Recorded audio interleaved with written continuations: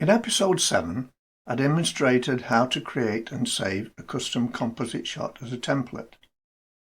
This template then showed up in the import template list. Unfortunately, there's no way within Hitfilm to categorize these templates, so your custom template may be buried somewhere amidst the built-in templates. In this short tutorial, I'll show how the template list can be modified so that your templates are easy to find. I'll also detail 3 more handy tips.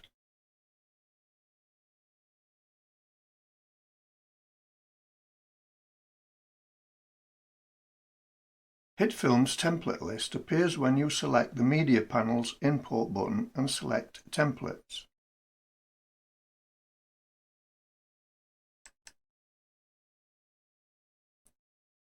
Unfortunately, it's quite small, showing only a few templates.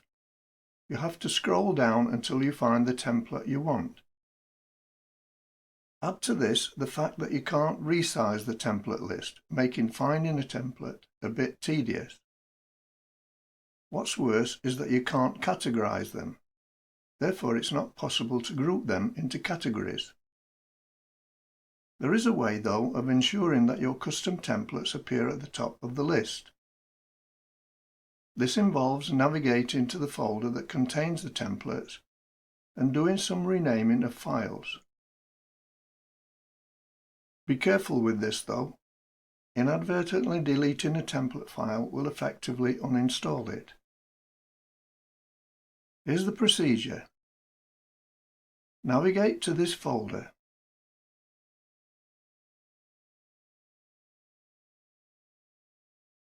Program Data is a hidden folder, so you need to have enabled the Hidden Items option in the File Manager View tab.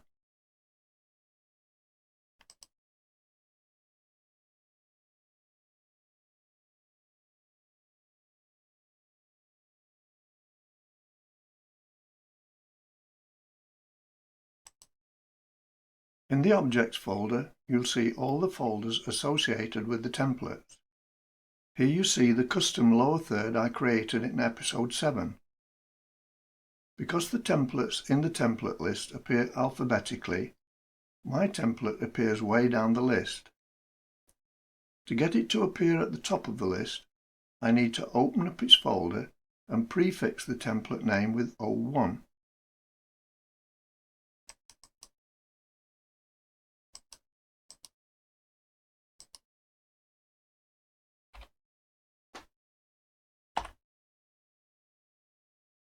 Because I saved a template thumbnail, I need to rename it accordingly.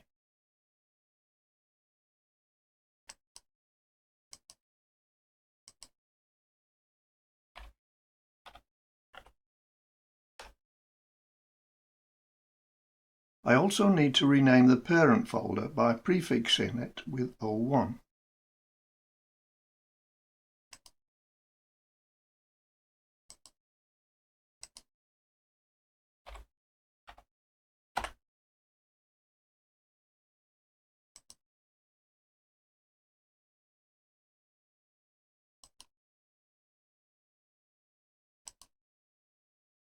Now, if I open the template list, my custom template appears at the top.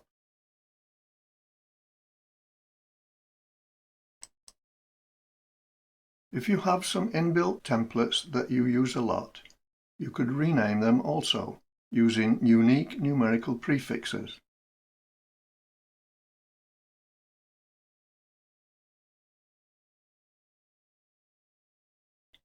I can guess what you're thinking.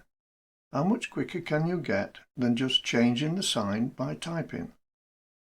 Well, if it's a positive value and you want to make it negative, you first have to click into the value field.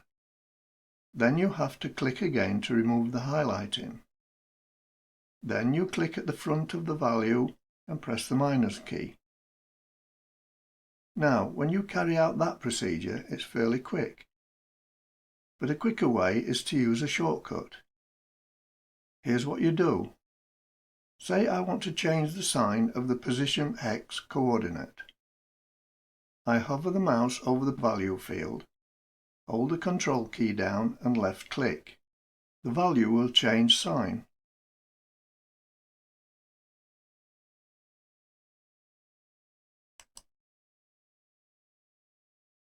Control left click changes it back.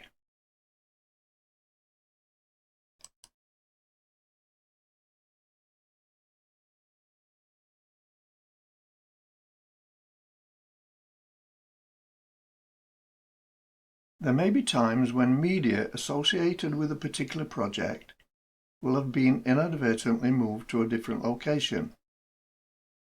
In this situation, a message will be displayed when you open the project, prompting you to relink the media. Under these circumstances, it's easy to relink. Simply double-click the displayed file path, then browse for the moved media. If there are a number of media items that have been moved, and they are all in the same location, they will all be relinked automatically. If you click Cancel or close the dialog with the cross, the file will remain unlinked and will not play on the timeline. If this is the case, there's another way of relinking. If you open the Media tab, you'll see the file name with the words File Not Found underneath. The thumbnail will have been replaced by an exclamation mark icon. Right-click on the file name and select Relink.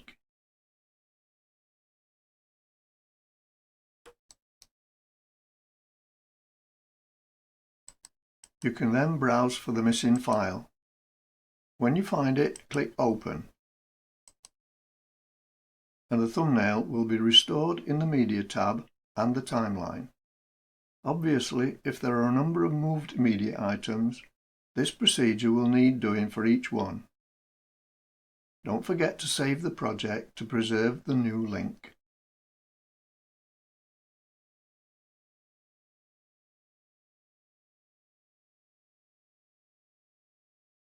Hitfilm is the free version of Hitfilm Pro and Hitfilm Creator. As such, as I've mentioned previously, a lot of the effects available in the paid-for version aren't supported in Hitfilm without the dreaded watermark. One of the effects not available is the picture-in-picture effect, commonly called the PIP effect. This effect allows you to create a montage of different video events in various configurations. You can, however, create the effect in Hitfilm fairly easily. First, import the media that will be used in the montage. I've imported 5 images, as the procedure is simpler with images. If you want to make a montage using video, the method is the same, but try to ensure that the video events you use are of similar duration. Now create a composite shot and load the base image. By base image, I mean the image that the montage is to be created on. You could, of course, have the base image as a solid color. In this case, you would create a new plane layer instead.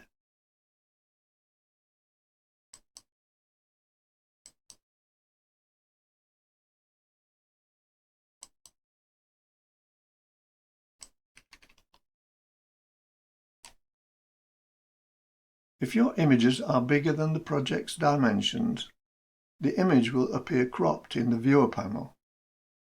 To correct this, right-click on the composite shot entry, select Transform, and then Fit to Frame.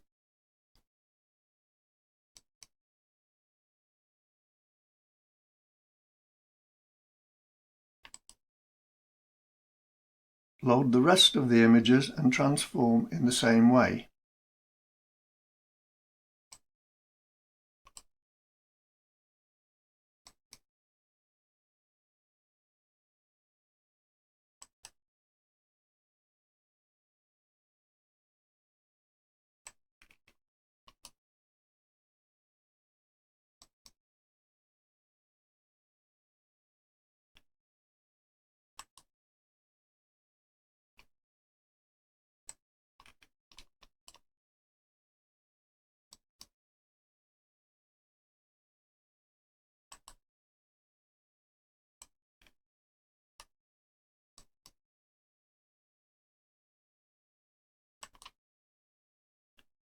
Now bring the top entry to the bottom.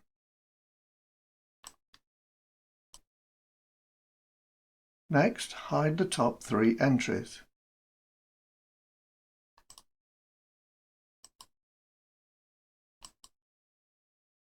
Expand the 4th entry and expand the transform section. Make sure that the scale chain link is closed, then reduce the scale until the image is the required size.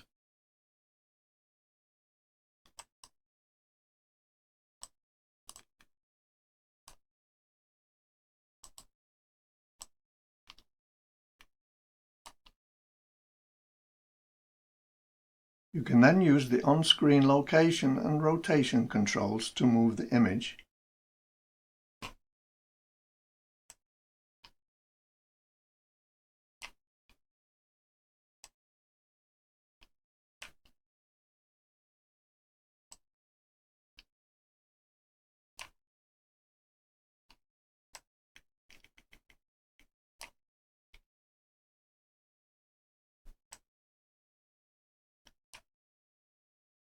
Now contract the entry and unhide the 3rd entry.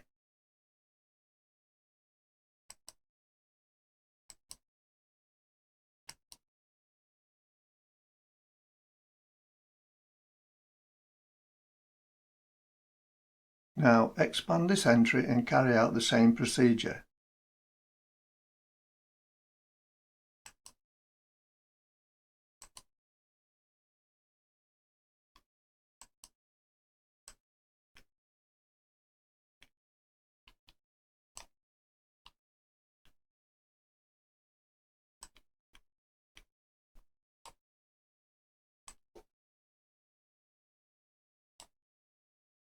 Carry out the same procedure for the 2nd and 1st entries.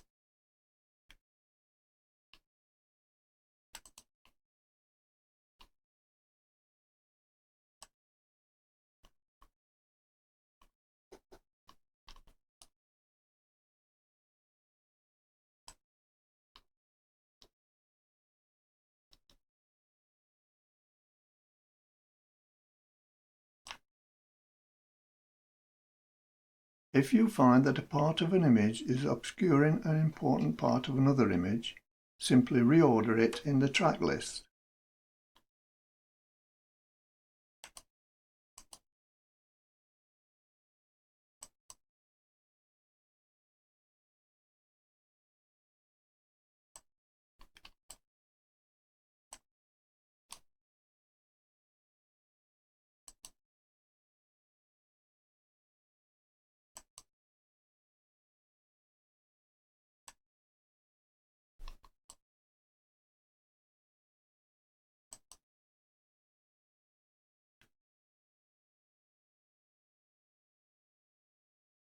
Oh, and don't forget, because the position, scale and rotation parameters can be keyframed, the images can be animated like this.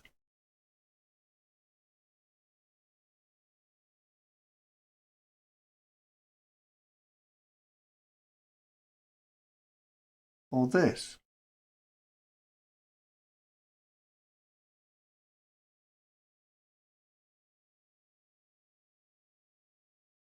Or this.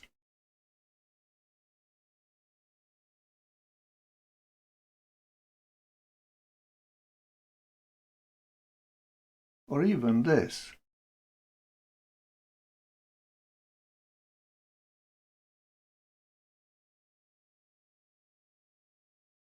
You get the idea. So that's 3 procedures I've discovered while playing around with the software. Once again, thanks for watching.